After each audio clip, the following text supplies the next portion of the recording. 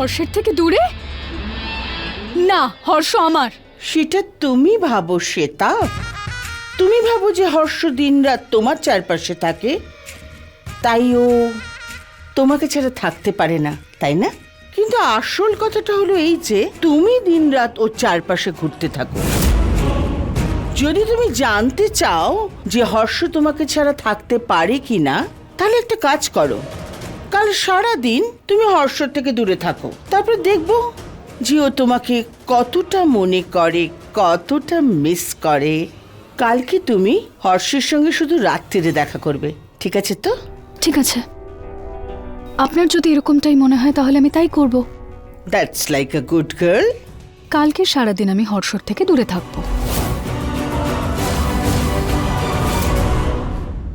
আপনি তাড়াতাড়ি papers ready করুন, আমি আর সময় নষ্ট করতে চাই না। কি ব্যাপার, তোমাকে একটু চিন্তিত দেখাচ্ছে? সবিতা, ওই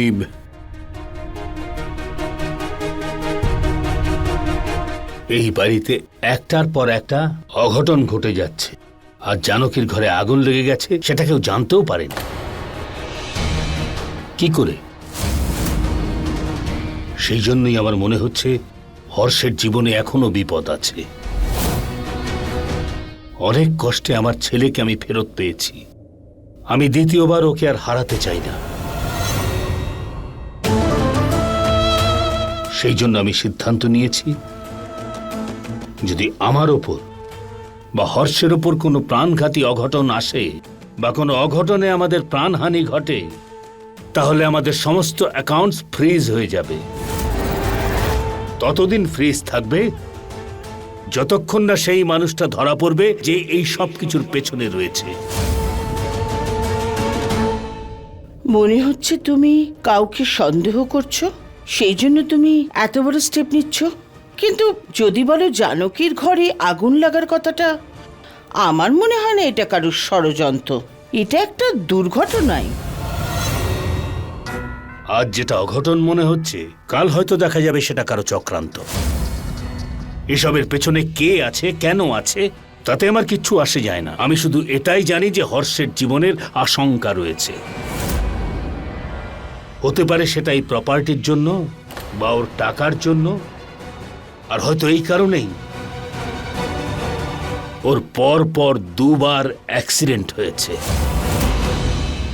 এনিওয়ে, আমি লয়ারের সঙ্গে কথা বলেছি, কয়েক সপ্তাহের মধ্যেই নতুন পেপারস রেডি হয়ে যাবে।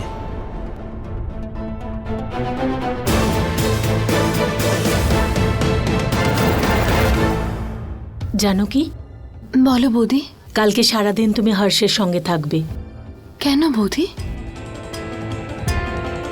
দেখো জানকী, আমি রাজেশের কথা শুনেছি, ও তোমাকে কালকে এ বাড়ি থেকে বের করার পুরো প্ল্যান করেছে, কিন্তু কিভাবে বের করবে সেটা আমি জানি না। কি? আর ও যা তোমার সঙ্গে খারাপ ব্যবহার করেছে, তারপর ওই লোকটাকে ভরসা করা। তুমি তুমি বুঝতে পারছো তো আমি কি বলছি? তোমার হর্ষের সঙ্গে থাকাটা খুব দরকারি। কিন্তু বৌদি, এটা কি করে সম্ভব তুমিই বলো। ওই শ্বেতা 24টা ঘন্টা হর্ষের সঙ্গে থাকে, একটা মুহূর্ত ওকে চোখের আড়াল করে না। আই নো, কিন্তু তুমি ভুলে যাচ্ছ কেন যে তুমি হর্ষের স্ত্রী, ও নয়। বৌদি, আমি এটা ভুলিনি, কিন্তু আমরা সবাই জানি যে ও একটা মিথ্যে প্রমাণ দিয়ে এই বাড়িতে রয়েছে। ওকে তো বের তো করে দিতে পারবো না, কারণ হর্ষ মনে করে যে ও সত্যিকারের ওকে ভালোবাসে। আর হর্ষকে তো এটা বলতে পারবো না, কারণ হর্ষের হেলথে অসুবিধে করবে। তাহলে কি করব? জানো কি, তুমি আর হর্ষ একে অপরের জন্য তৈরি হয়েছো, আর এখন যা করতে হবে তোমাকেই করতে হবে। তোমাদের দুজনের একটা অদ্ভুত ভালোবাসা আছে, তুমি একমাত্র যে ওর সঙ্গে থাকতে পারো, ওর সমস্ত বিপদ থেকে ওকে বাঁচাতে পারো। সেই জন্য তোমার আর হর্ষের জন্য অ্যালার্ট থাকাটা খুব দরকারি। তুমি ঘুমিয়ে পড়ো, অনেক রাত হয়ে গেছে।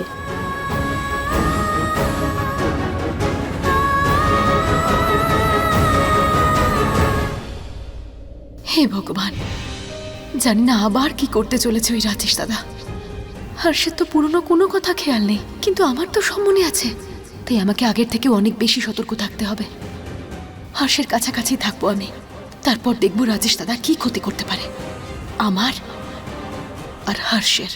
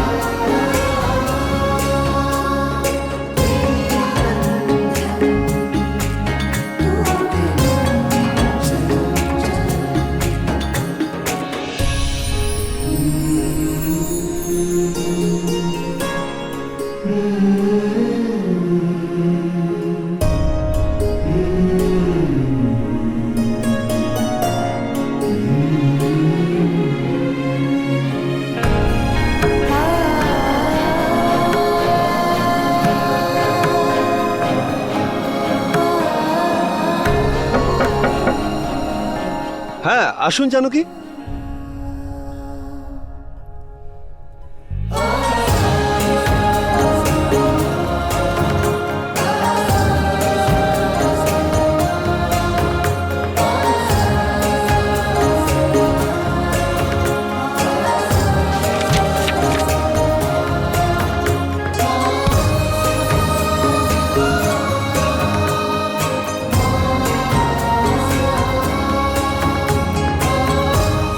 জানকী, আপনি ঠিক আছেন?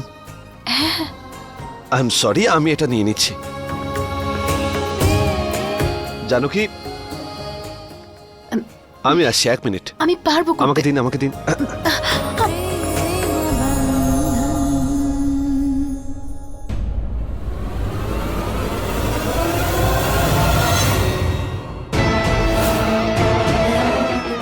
আজকে রাতে জানকীকে এমন শিক্ষা দেব যে ও জীবনে ভুলতে পারবে না।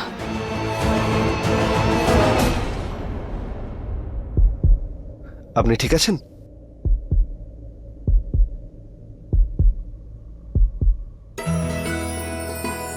জানকী, আমার মনে হয় হর্ষ তোমাকে পছন্দ করছে। আজকাল লুকিয়ে লুকিয়ে তোমাকেই দেখে। রোহিত, আমি বাড়ি থেকে বেরিয়ে গেছি, 15 মিনিটে আসছি। হ্যাঁ বৌদি। Harsh, Rohit, I will call you back. Okay. কোথায় যাচ্ছ তুমি? বৌদি, আমার একটা ইম্পর্টেন্ট মিটিং আছে, ওখানেই যাচ্ছি। আরে মা বাবা অলরেডি শেখরকে নিয়ে তো ওদিকে চলে গেছে, তাই না? এখন তুমি গিয়ে আরে কি বৌদি, করবে? আমার অন্য মিটিং আছে। কোনো ব্যাপার না, আজকে যদি না যাও তো আরে তুমি বৌদি- একটা কাজ করো, তুমি আজকে এখানেই থেকে যাও আর তুমি আগে কিছু খেয়ে নাও। জানো কি, হর্ষের জন্য কিছু খাবার বানিয়ে দাও। যাও যাও যাও যাও যাও যাও যাও। কাকু কাকু কাকু, তুমি কি ভাবছিলে? আমি ভাবছি যে যখন পার্থ বড় হয়ে যাবে তখন কি বিজনেস করবে, তাই আমি পার্থর বিজনেসের ব্যাপারে ভাবছিলাম। তুমি আবার আগের মতো সারা দিন বিজনেসের ব্যাপারে ভাবছো। তোমার কি আমাদের সাথে খেলতে ভালো লাগে না? এমনটা কে বললো তোমাদের? আমি তো কাল রাতে খেলেছিলাম, অনেক খেলেছিলাম। সত্যি কিনা বলো? হ্যাঁ কাকু, একটা টপিক তুমি বলো কাজ ছাড়া। আর যদি বলে দিই তবে? আগে বলো না। পুতুল, তাই না? বলে দিলাম তো। ইয়েস ইয়েস, এটা আমাকে তোমাদের মা বলেছে যে যখন আমি হসপিটালে ছিলাম তখন পার্থ আর পিহু আমার জন্য একটা পুতুল এনেছিল, খুব মিষ্টি পুতুল, ভালো পুতুল। আর তারপর জানো কি হয়েছে? এখন আমার ওই পুতুলের ব্যাপারে কিছু মনেই নেই। কিন্তু আমি একটা কথা জানি, যদি পার্থ আর পিহু আমার জন্য পুতুল নিয়ে আসে তাহলে সেটা ওয়ার্ল্ডের বেস্ট পুতুল হবে। কিন্তু একটা কথা বলবো, ওই পুতুলটাকে আমি হারিয়ে ফেলেছি। যদি তোমরা ওই পুতুলটাকে পাও না তাহলে আমার কাছে নিয়ে এসো। ওকে কাকু। আর এবার যদি ওই পুতুল আমার কাছে আসে তাহলে আমি যত্ন করে আমার কাছে রেখে দেবো, যেমনটা আমি তোমাদেরকে রাখি। ঠিক আছে? ঠিক আছে?